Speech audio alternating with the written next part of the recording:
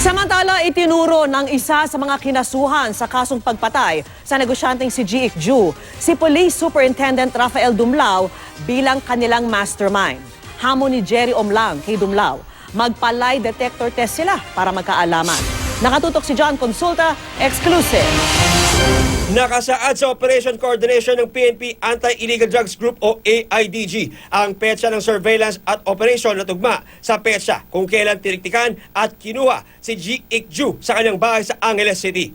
Nakalista rin ang 21 pulis na kasama sa operasyon, kanilang mga baril at mga sasakyang gagamitin. Kasama sa pirmadong dokumento ang pangalan nina SPO3 Ricky Santa Isabel at Police Superintendent Rafael Dumlao bilang mga kasama sa operasyon. Kaya ang buong akala raw ni Jerry Omlang na striker o utusan sa NBI, lehitimo ang operasyong inalok sa kanya ni Santa Isabel. Kasama si Omlang sa kinasuhan sa korte.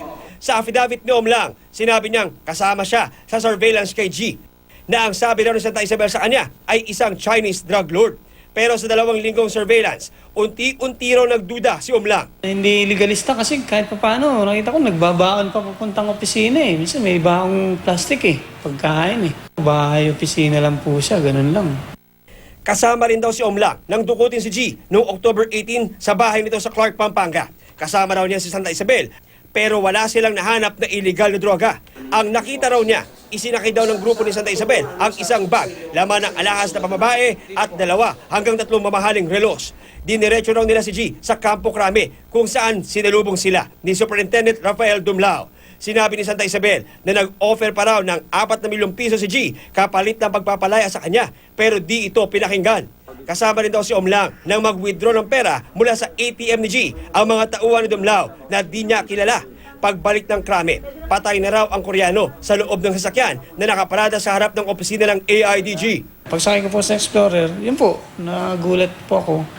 Nakasupot po yung ulo ng Koreano. Alam yung supot na parang sa ulam, ganon. Ganon lang po, tapos nakaposas pa po siya. Basa po yung dito niya, ihipo malamang yun. Nung Koreano? Opo. Kasama rin daw si Omlang nang dinala sa punerarya ang bangkay ni G. Dumaan pa raw sila sa isang tulay at doon tinapon ang cellphone ng Koreano. Kung ano pong kaparusahan para sa akin, lalaki po ako, kung ano pong kaparusahan, tatanggapin ko po. Positibo itinuro ni Omlang ang litrato ng mga pulis na kasama sa pagdukot kay G at itinuro si Police Superintendent Rafael Dumlao na pinaka-mastermind ng operasyon.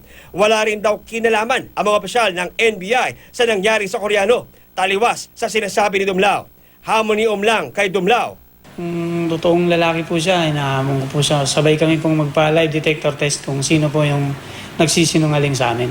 May mga sangkot daw ng NBI dito sa trabaho nito. Ano bang totoo? Wala pong katotohanan yan. Wala pong NBI na kasama ron. Sa affidavit naman ni Gerardo Santiago, may-ari ng Green Funeral, sinabi niyang si Santa Isabel ang tumawag sa kanya at sinabing may dadalhing bangkay. Normal lang daw na may mga pulis na tumatawag kay Santiago na may dalang bangkay, lalo na nung panahon ng Oplan Tokhang para iimbasamo o ikremate.